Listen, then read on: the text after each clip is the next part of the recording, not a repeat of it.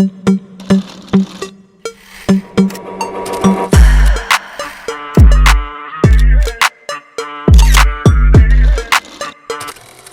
kelibsiz aziz do'stlar. Siz hozir avtomobil olamining eng yorqin, eng VIP uslubidagi ko'rsatuvimizga guvoh bo'lyapsiz va bugun biz sizni orzularingizni chiroyli suratga aylantira oladigan, yuragingizni tezroq urdiradigan, men ham shunday mashinada bir bor bo'lsam edi, deb oylantiradigan 2026 Lamborghini Temerario bilan tanishtiramiz. Bu nomni eshitganda ham quloqlar quvonadi, til esa og'zi bilmagan holda "Voy dod" deb yuboradi. Chunki bu avtomobil oddiy yo'l uchun emas, balki hayotni VIP sahna sifatida ko'ruvchilar uchun yaratilgan. Dizayniga qarasangiz xuddi kelajakdan kelgan bir qahramonning zirhli libosiga o'xshaydi. Keskin chiziqlar, keskin burchaklar va aerodinamikaga xizmat qiluvchi har bir detali ko'zni qamashtiradi. Old tomondagi LED chiroqlar xuddi Jahongir yirtqichning ko'zlariga o'xshaydi. Orqa tomondagi spoiler esa havoga qanot yozgan burgutni eslatadi. Ya'ni Lamborghini nafaqat tezlik, balki san'atni ham o'z ichiga joylashtirgan.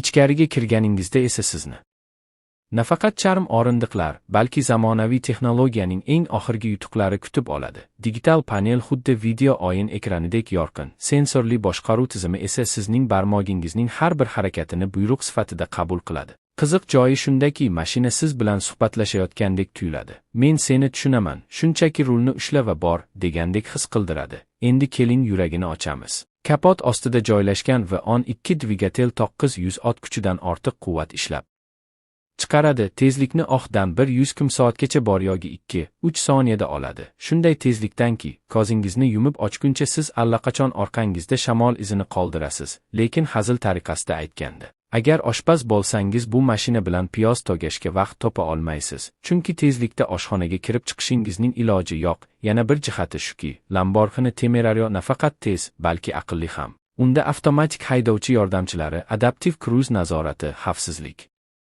sensorlari va hatto o'zini to'xtata oladigan tizim mavjud. Shunday qilib siz tezlik zavqini olsangiz ham, xavfsizlik haqida o'ylab yurishingiz shart emas. Mashina bu ishni siz uchun o'zi bajaradi. Albatta, yoqilg'i iste'moli haqida gap ketganda ko'pchilik qanchalik chanqoq ekan deb so'rashi mumkin. To'g'risini aytish kerak, bu go'zallik suv emas, benzin ichadi va anchagina ichadi. Lekin bu Lamborghini.